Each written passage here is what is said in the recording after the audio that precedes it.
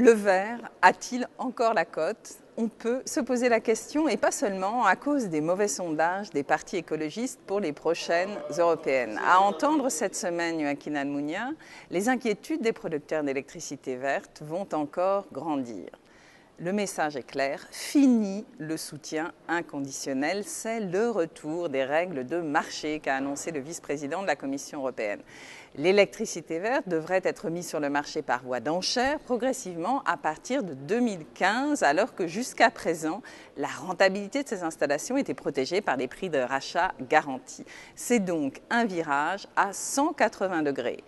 Mais pas totalement une surprise, pour plusieurs raisons. D'abord, l'abondance des aides a fait son œuvre. L'Europe tire près de 15% de son énergie des renouvelables aujourd'hui, soit 3 fois plus qu'il y a 10 ans.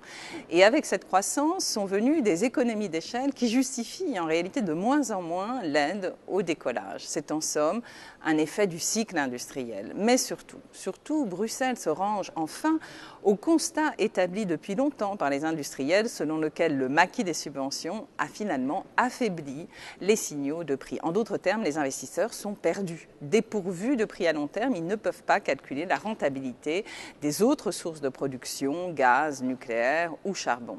Quant au marché du carbone, qui est une autre création bruxelloise et qui était censée justement les orienter sur le moyen et long terme, eh bien, il ne fonctionne tout simplement pas. Or, il va falloir investir dans les années à venir. Certes, la demande stagne et la consommation d'électricité n'a même pas retrouvé le niveau de 2007, mais dans le même temps, une part significative des capacités, notamment nucléaires, va devoir être renouvelée dans les 10 ans.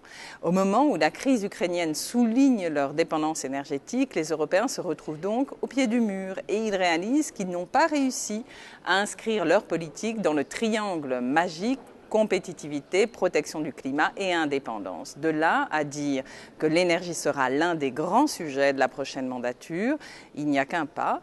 Mais pour repartir du bon pied, encore faudrait-il consentir à définir les besoins à l'échelle du continent et pas seulement des marchés nationaux, avoir une vraie stratégie de l'offre qui ne repose pas que sur la politique de la concurrence, en somme, à assumer le besoin d'une certaine planification.